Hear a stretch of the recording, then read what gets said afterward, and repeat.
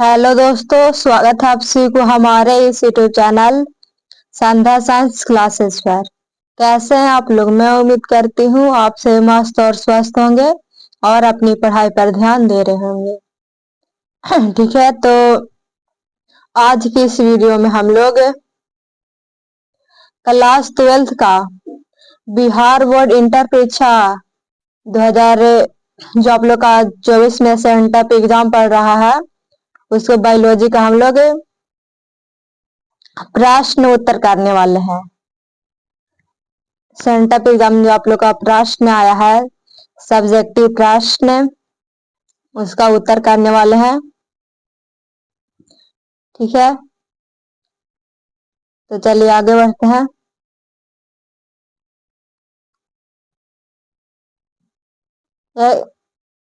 आप लोग का क्लास 12th का बायोलॉजी का सेंटर एग्जाम के लिए जो सब्जेक्टिव क्वेश्चन आंसर है, तो पहला में आता है लघु उत्तरीय प्रश्न। तो आप लोग का लघु उत्तरीय प्रश्न 20 रहता है। कितना रहता है? 20, जिसमें से बनाना रहता है 10 से। 20 में से कितना बनाना रहता है? तो 10 क्वेश्चन बनाना रहता है। तो आप लोग को जो है 10 क्वेश्चन बताएंगे, जो वही आप लोग को एग्जाम में रहेगा, सेंटर एग्जाम में। ठीक है, तो आप लोग सही भाई बहन जो है देखते चलिएगा और यही आएगा, आप लोग सभी लिख लीजिएगा।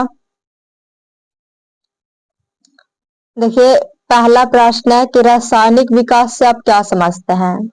रासायनिक विकास से आप क्या समझते हैं? तो देखिए, इसका उत्तर है कि प्रारंभ में उत्पन्न जीव समुद्र जल से अवशोषित कार्बनिक पदार्थ के किण्वन से ऊर्जा प्राप्त करते थे, यानी ये रसायन पर पोषित है तथा मध्य आकांक्षीय तथा समुद्र से कार्बनिक पदार्थ के लगातार अवशोषण से इसकी मात्रा में कमी आई तथा किण्वन द्वारा उत्पन्न कार्बन डाइऑक्साइड से लंबी अवधि में इसकी मात्रा अत्यधिक वृद्धि हो गई।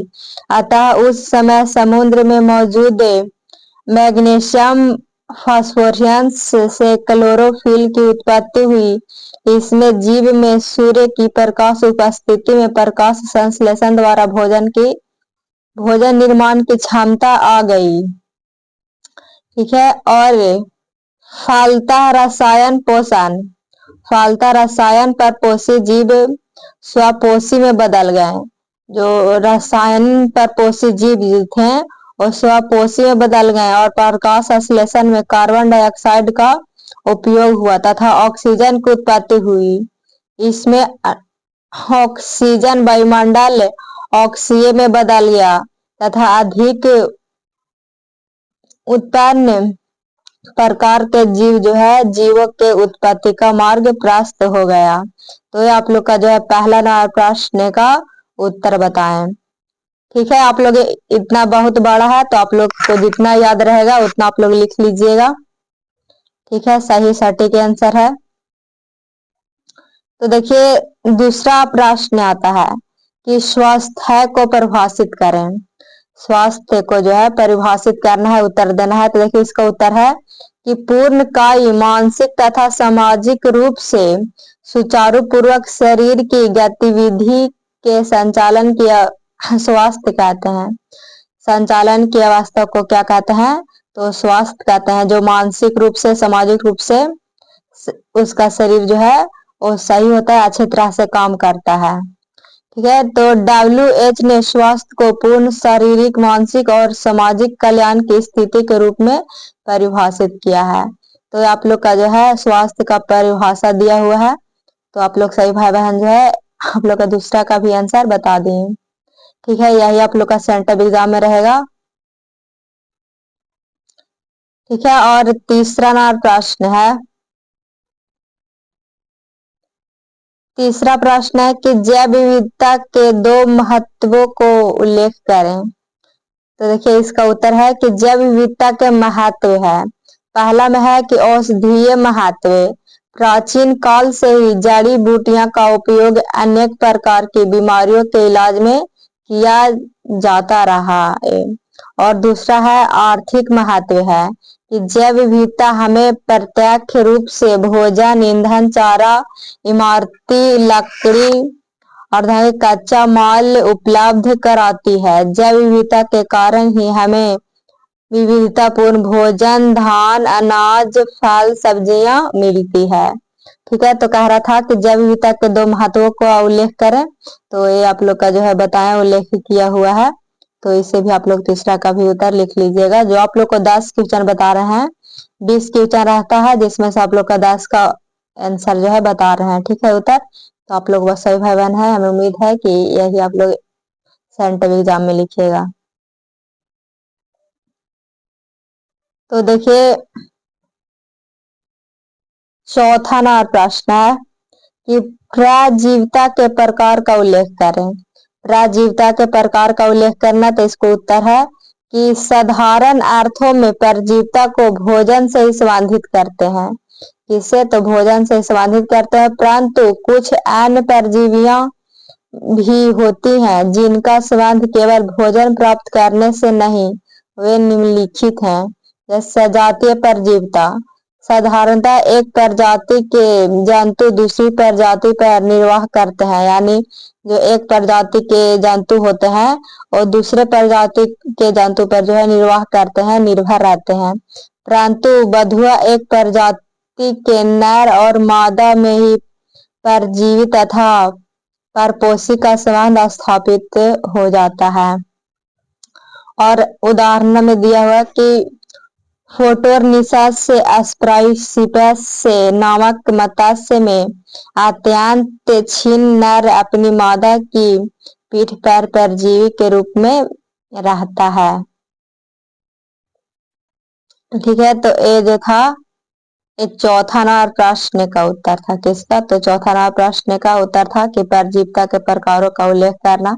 तो एक जो है सजातीय परजीविता। ठीक है, और आगे है पांचवा नंबर प्रश्न है कि एक कोशिकीय प्रोटीन क्या है।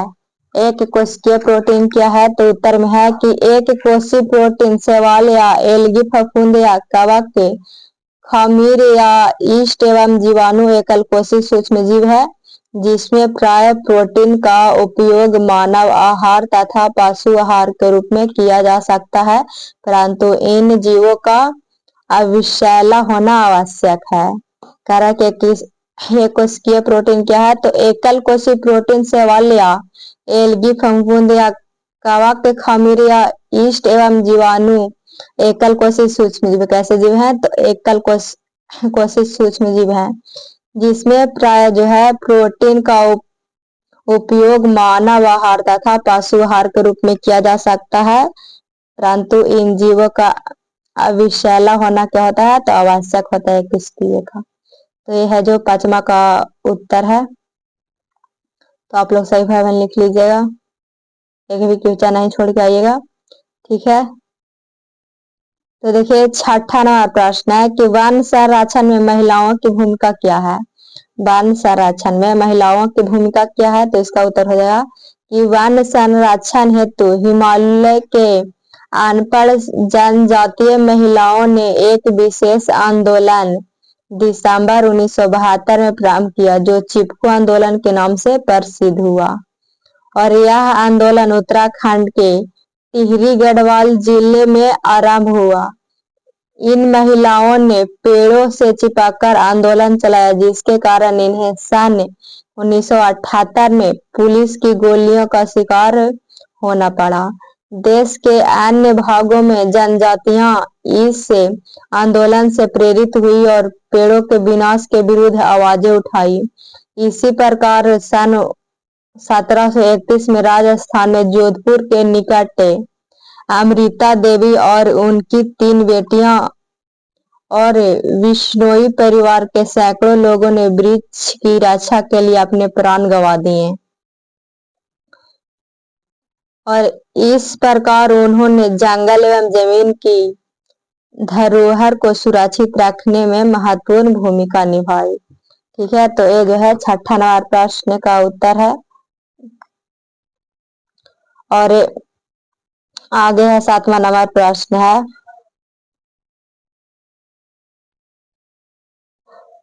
प्रश्न है कि मृदा घटकों के लिए मृदा के घटकों को लिखें। देखिए उत्तर में है कि मृदा चट्टानों, वर्षा, हवा, ताप के बीच पारस्परिक क्रिया के द्वारा बनती है। मृदा कैसे बनती है? तो मृदा चट्टाने, वर्षा और हवा ताप के बीच का पारस्परिक क्रिया के द्वारा जो है वो बनता है। और हवा तथा ताप परिवर्तन के प्रभाव से चट्टानें छोटी छोटी टुकड़ों में टूटकर पाउडर के रूप में हो जाती है तथा मृदा का निर्माण करती है। ये जो है 7वां नंबर प्रश्न का उत्तर है। अगला नंबर प्रश्न है 8वां नंबर कि प्लास्टिक के दो दुष्परिणामों का उल्लेख करें।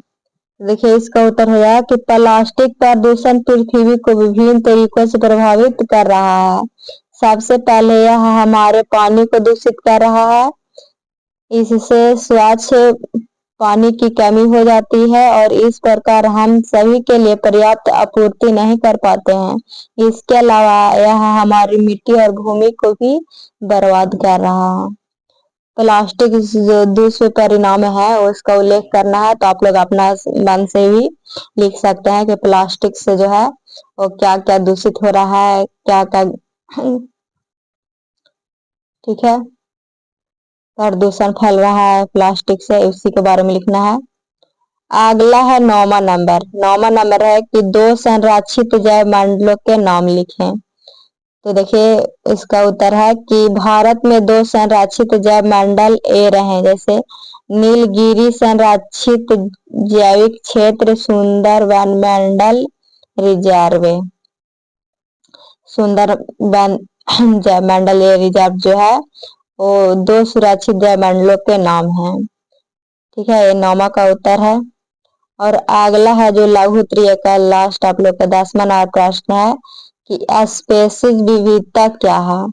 तो देखिए इसका उत्तर है कि एक पारिस्थितिकी तंत्र में विभिन्न जातियों की संख्या तथा उनका आबादी जो वहां रहते स्पीज विविधता कहलाता है। क्या कहलाता है? तो स्पीज विविधता कहलाता है। ये जो है 10वां का उत्तर है। ठीक है, तो आप लोग का जो ऑब्जेक्टिव इसलिए बताएं कि ज्यादा टाइम लगेगा और सब्जेक्टिव बताएं तो आप लोग को हाली हाली जल्दी में जो है पढ़कर सुना दिए। ठीक है, ताकि आप लोग लिख लीजिएगा सही भाई बहन। ठीक है, यही 10 प्रश्न का आप लोग क्वेश्चन आंसर लिखिएगा, जो उनको भी जो याद है वो भी अपना लिख लीजिएगा। ठीक है, ये है जो सेंटअप एग्जाम के लिए सब्जेक्टिव यानी दीर्घ उत्तरीय प्रश्न है। तो ये आप लोग का पहला में है। आप लोग को कितना रहता है? तो 6 बनाना रहता है। 6 गो रहता है जिसमें कितना? तो 3 बनाना रहता है, इसलिए आप लोग को 3 चूज कर लाए हैं। ठीक है, 3 गो का उत्तर दिए हैं, इसी को आप लोग लिख लीजिएगा। देखिए पहला में है कि प्रदूषण को परिभाषित करें और वायु प्रदूषकों का उल्लेख उनके दुष्प्रभावों के साथ करें। ठीक है, तो आप लोग प्रदूषण का परिभाषा लिख लीजिएगा और वायु प्रदूषण के बारे में इससे क्या क्या प्रभाव पड़ रहा है उसके बारे में लिखना है। तो आप लोग लिख लीजिएगा, हम पढ़कर नहीं बताएंगे। ठीक है, आप लोग ही अपना लिख लीजिए सही है। देखिए ये है, अच्छा से देख लीजिए। और आगे है दीर्घ उत्तरीय दूसरा प्रश्न है कि ग्रेगर मेंडल द्वारा मटर के पौधों के साथ किए गए द्विसंकरण को प्रस्तुत करें और इस परिणाम के आधार पर प्रतिपादित नियम का उल्लेख करें। ग्रेगर और मेंडल के बारे में लिखना है, तो आप लोग सही भाई बहन जो है लिख लीजिएगा। 5 नंबर का है जो कि 15 नंबर का पूछा जाता है। 3 सब्जेक्टिव प्रश्न जो है दीर्घ उत्तरीय बनाना रहता है। ठीक है, लास्ट है तीसरा प्रश्न है मधुमक्खी पालन पर एक संक्षिप्त टिप्पणी लिखना है। तो देखिए इसको आप लोग को पढ़ के सुना रहे हैं कि शहद के उत्पादन के लिए मधुमक्खियों के छत्ते का रख रखाव ही मधुमक्खी पालन अथवा मौन पालन है। शहद के उच्च पोषक मान तथा इसके औषधीय महत्व के कारण मधुमक्खी पालन का हमारे दैनिक जीवन में महत्वपूर्ण स्थान है। यह प्राचीन काल से चला आ रहा है, एक कुटीर उद्योग है और शहद उच्च पोषक महत्व का एक आहार है तथा औषधियों की देसी प्रणाली में इसका प्रयोग किया जाता है। मधुमक्खियां मोम भी पैदा करती है जिसका क्रांतिवर्धक वस्तुओं की तैयारी तथा विभिन्न प्रकार के पालिक वाले उद्योगों में प्रयोग किया जाता है इसका। यह शहद की बढ़ती हुई मांग से मछलियों को बड़े पैमाने पर पालने के लिए मध्य किया गया है और यह उद्योग एक आयजनक व्यवसाय बनाता है। मधुमक्खियों हमारी बहुत सी फसलों जैसे सूरजमुखी, सरसों, सेब तथा नाशपाती के लिए परागणक है। पुष्पीकरण के समय यदि इनके छत्तों को खेती के बीच रख दिया जाए तो इससे पौधों की परागण क्षमता बढ़ जाती है और इस प्रकार फसल तथा शहद दोनों के उत्पादन में सुधार हो जाता है। ठीक है, ये जो है मधुमक्खी पालन के बारे में आप लोग अपने से भी लिख सकते हैं। तो यही है आप लोग का छह जो दीर्घोत्तरीय प्रश्न रहता है जिसमें से 3 बनाना रहता है जो कि 15 नंबर का रहता है। ठीक है, तो आप लोग सभी भाई बहन कंप्लीट कर लीजिएगा और जो आप लोग को बताएं यही जो है सेंटअप एग्जाम में रहेगा। ठीक है, तो चलिए आगे बढ़ते हैं। तो देखिए हमारा फर्स्ट चैनल है शानदार साइंस क्लासेस जिसपे फिजिक्स, केमिस्ट्री, बायोलॉजी और मैथ ये चारों सब्जेक्ट की तैयारी जो है शानदार साइंस क्लासेस पर होती है। और सेकंड चैनल है जयप्रकाश स्टडी पॉइंट जिसपे हिंदी और इंग्लिश की तैयारी होती है। तो जो भी भाई बहन नए हैं तो दोनों चैनल को आप लोग जो है सब्सक्राइब कर लीजिएगा। आगे है लाइव क्लास का समय है। लाइव क्लास का समय है पहला में 8:30 AM, दूसरा में 3 PM। तो इस टाइम पर आप लोग को जो है डेली लाइव क्लास में जुड़िए और रिकॉर्ड वीडियो भी आप लोग को अपलोड हो जाता है तो देख लीजिएगा। ठीक है, और आगे है आप लोग का PDF के लिए तो बिल्कुल आप लोग को फ्री PDF दिया जाता है। तो PDF लेने के लिए आप हमारे व्हाट्सएप ग्रुप और टेलीग्राम ग्रुप से जुड़ जाइए। इसका लिंक जो है वीडियो के डिस्क्रिप्शन में दे दिया गया है।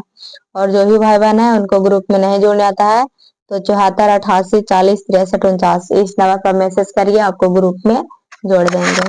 ठीक है, तो आज तक बस इतना ही। तब तक के लिए धन्यवाद। मिलते हैं अगले वीडियो में। अगर हमारी वीडियो पसंद आई हो तो लाइक और इस चैनल पर नए हो तो सब्सक्राइब और अपने दोस्तों में जरूर शेयर करिएगा। धन्यवाद।